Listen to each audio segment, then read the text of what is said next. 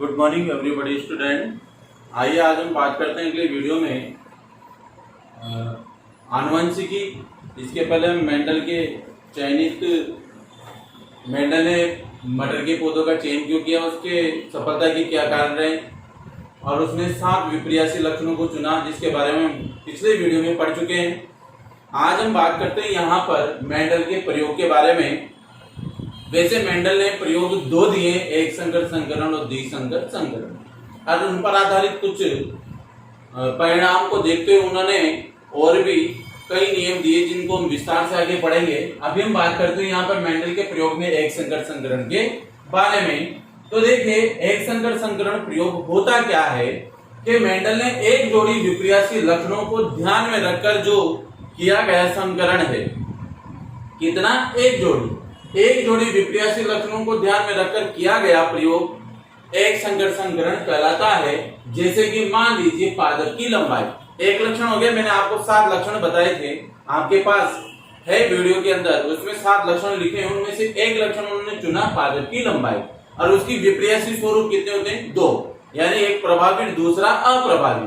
तो प्रभावी विपर्यासी स्वरूप तो हो गया लंबा, और एक अप्रभावी हो गया बोना।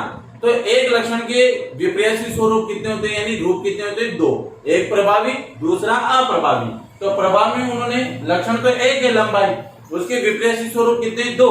तो पहला तो क्या है इसमें, लंबा, और दूसरा क्या है इसमें, बोना।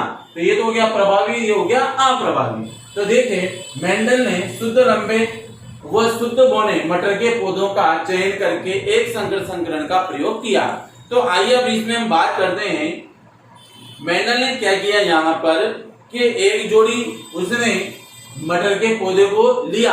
एक जोड़ी का मतलब एक पादप की लंबाई का एक लक्षण लिया, जिसमें क्या हो गया, लंबापन एक प्रभावी दूसरा अप्रभावी। तो ये हो गया आपके शुद्ध लंबा, जिसको कैपिटल डबल टी से व्यक्त किया था। मैंने बताया था आपको शुद्ध बोना, इसको स्मॉल डबल टी से हमने व्यक्त किया है। तो देखिए अब यहाँ पर जब मेंडल ने प्रभावी और अप्रभावी दोनों के मध्य क्या कराया, संकरण कराया, यानी कि क्रॉस का मतलब है यहाँ पर आपके संकरण दोनों के मध्य।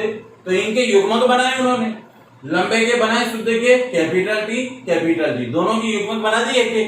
इधर भी युग्मक बनाए गए स्मॉल टी। अब देखिए इधर कि इस वाले कैपिटल टी का इस वाले स्मॉल टी से उन्होंने क्या किया, इस प्रकार से संकरण कराया। तो यहाँ पे क्या बन गया आपके कैपिटल टी स्मॉल टी।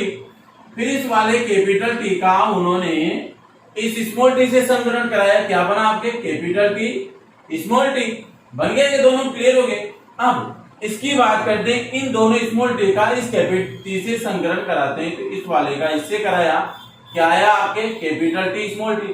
अब आप ये कहेंगे कि सर ये बार बार कैपिटल टी स्मॉल टी क्यों आ रहा है, क्योंकि यहाँ पे प्रभावी लक्षण जो है वो कैपिटल टी हमेशा चाहे इधर वाले का इसके साथ संकरण कराओ या इस वाले का इधर कराओ, पहले कैपिटल आएगा उसके बाद स्मॉल आता है।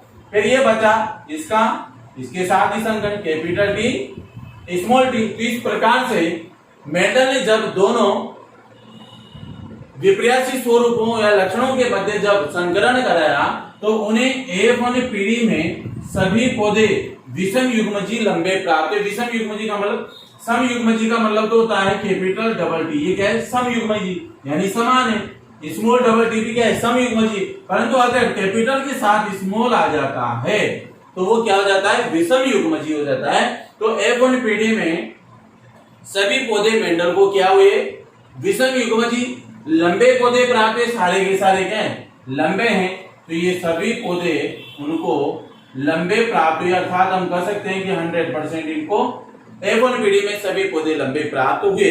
तो फिर मेंडल ने क्या किया, उसने सोचा कि फिर सभी पौधे लंबे प्राप्त हुए तो अप्रभावी लक्षण स्मॉल टी का क्या हुआ, वो क्यों प्रकट नहीं हुआ। तो उसका पता लगाने के लिए मेंडल ने फिर क्या किया, इन 4 पौधों में से किन्हीं 2 पौधों को पुनः वापस चुना। ये देखिए यहाँ पर 2 पौधों को चुनने के लिए उन्होंने क्या किया, यहाँ से किन्हीं 2 को उठा लिया, एक टी उठा लिया और एक ही उठा लिया, capital T small T, capital T small T. ये दोनों क्या है, विषम युग्मजी हैं। ये तो क्या है, नर हो गया और ये मादा युग्मक हो गया। इन दोनों के मध्य उन्होंने फिर क्या किया, युग्मक बनाए। तो देखिए इससे पहले इनके संकरण से F1 पीढ़ी के सभी पौधे लंबे प्राप्त हुए थे, सभी पौधे लंबे इसमें। इसके बाद जो लक्षण प्रकट नहीं हुए वो तो क्या कहलाया, अप्रभावी, यानी स्मॉल टी इसमें प्रकट नहीं हुआ तो क्या कहलाया, अप्रभावी। जो प्रकट हो गया कैपिटल टी, क्योंकि कैपिटल टी यहाँ प्रभावी, तो वो क्या कहलाया, प्रभावी लक्षण कहलाता है। तो यहाँ लंबेपन का लक्षण प्रभावी और बौनेपन का लक्षण क्या है, अप्रभावी है। इसके अंदर F1 पीढ़ी के अंदर, इस वाली के अंदर। इसके बाद पीढ़ी F1 पीढ़ी की सभी संततियां विषम युग्मजी होती है, जैसे कि मैंने बताया विषम युग्मजी का मतलब कैपिटल टी इसमें। तो यहाँ देखिए सभी पौधे क्या है, विषम युग्मजी। तो बताओ यहाँ मेंडल ने क्या किया, इस अप्रभावी लक्षण का पता लगाने के लिए इस F1 पीढ़ी में से किन्हीं दो युग्मकों को चुनकर, ये देखिए दो युग्मक चुने और उनके युग्मक कारक बनाए। ये देखिए वापस युग्मक कारक में इसका कैपिटल टी, इसका स्मॉल टी, दोनों के युग्मक बनाए, इसके भी कैपिटल टी और ये स्मॉल टी। अब इन्होंने यहाँ पर क्या कराया, देखिए आप, जैसे हमने इसमें संकलन कराया तो इस वाले कैपिटल टी का इस वाले स्मॉल टी से तो क्या बनेगा, कैपिटल डबल टी बनेगा। फिर इस वाले कैपिटल टी का इस वाले स्मॉल टी से तो क्या बनेगा, कैपिटल टी स्मॉल टी बनेगा। ये दोनों तो इसके साथ इन दोनों का संकलन हो गया। अब इसका देखिए, इसका इसके साथ करा हो गया, कैपिटल टी स्मॉल टी आएगा। फिर इस वाले स्मॉल टी का इस कैपिटल टी से कराएंगे तो क्या आएगा, स्मॉल डबल टी आता है। तो इस प्रकार से जब उन्होंने संकरण प्रयोग कराया तो F2 पीढ़ी में उनको अलग अलग प्रकार के पौधे प्राप्त हुए। तो मेंडल ने F2 पीढ़ी की संततियों के बीच में जब क्रॉस कराया, ये F1 पीढ़ी की संततियां हैं, F1 पीढ़ी की संतति, यानी ये दोनों क्या है, F1 पीढ़ी की संततियां हैं दोनों। इनके मध्य जब इन्होंने संकरण कराया तो पीढ़ी F2 पीढ़ी में प्राप्त की। F2 पीढ़ी में दोनों प्रकार के पादप उत्पन्न हुए, प्रभावी भी उत्पन्न हुआ, अप्रभावी भी उत्पन्न हुआ। अर्थात जो अप्रभावी लक्षण F1 पीढ़ी में प्रकट नहीं हुआ था वो F2 पीढ़ी में उनको प्राप्त हो गया। और F2 पीढ़ी में लक्षण प्रारूप अनुपात कितना प्राप्त हुआ आपको, 3:1, और जीन प्रारूप अनुपात कितना हुआ, 1:2:1। तो देखिए यहाँ पे आपको यहाँ पर 25% शुद्ध लंबे हैं, 100 का औसत निकालते हैं, कैपिटल डबल टी। इसके बाद आपके capital T small T, capital T small T, ये आपकी क्या है, 50% है, यानी कि शुद्ध लंबे हैं। ये शुद्ध होने ये कितने, 25%। तो इसका लक्षण अनुपात, लक्षण प्रारूप अनुपात अगर हम निकालते हैं तो ये कितना होगा, लक्षण क्या था, ये कितना हो गया, 3 हो गया, और शुद्ध होना कितना था, 1। तो लक्षण के आधार पर तो तीनों क्या है, लंबे की गिनती में आएंगे, इसलिए इसको 3:1 लिख दिया हमने। अब जीन प्रारूप अनुपात की बात करें, जीन प्रारूप अनुपात यानी जीनी संरचना के अनुसार तो कितना आएगा, शुद्ध लंबा कितना है, 1, ये 1, अशुद्ध लंबे कितने हैं, 2, ये देखिए 2, तो ये 2, शुद्ध होना कितना है, 1, तो ये देखिए 1 हो गया।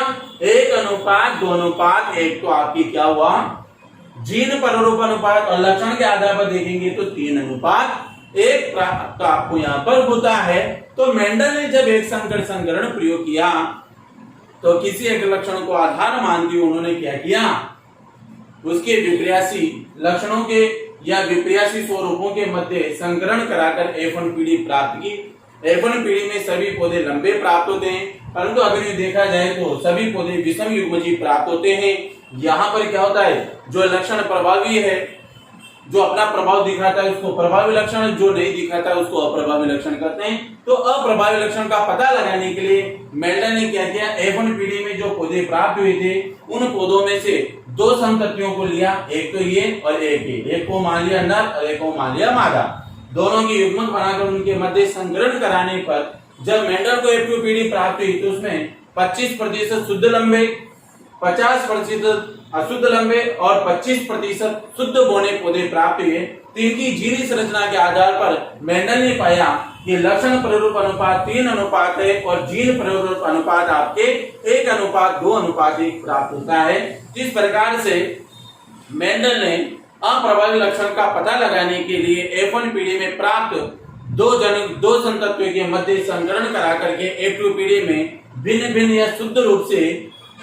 लंबे यानी प्रभावी अप्रभावी दोनों ही लक्षणों को आराम से प्राप्त कर लिया। इस प्रकार मेंडल ने शुद्ध अशुद्ध का भी पता लगा लिया कि F2 पीढ़ी में संपूर्ण रूप से या स्वतंत्र रूप से सभी लक्षण स्वतंत्र रूप से प्राप्त हो गए, यानी शुद्ध लंबा भी प्राप्त हो गया और शुद्ध बोना भी प्राप्त हो गया, विषम युग्मजीव भी हमारे अलग प्राप्त हो गए। तो इस प्रकार से इसको एक संकर संकरण कहा गया है। अब इन दोनों के परिणामों के आधार पर इसके परिणाम निकालेंगे हम इस एक संकर संकरण के।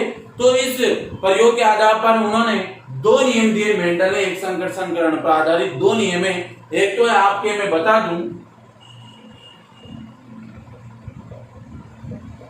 प्रभाविता का नियम, और जो दूसरा आपके नियम है वह है पृथक्करण या युग्मकों की शुद्धता का नियम। ये दो नियम उन्होंने एक संकर संकरण पर आधारित रूप से दिए। तो अगले वीडियो में प्रभाविता और पृथक्करण के नियम के बारे में अध्ययन करेंगे, और उस अध्ययन के लिए हम किसके लिए करेंगे कि एक संकर संकरण के परिणामों को हम ज्ञात करेंगे इन दोनों नियमों के आधार पर। तो अगले वीडियो में हम बात करते हैं प्रभाविता का नियम और पृथक्करण का नियम। ये दोनों नियम इस एक संकर संकरण प्रयोग पर आधारित है। इस वीडियो में इतना ही काफी। Thank you so much.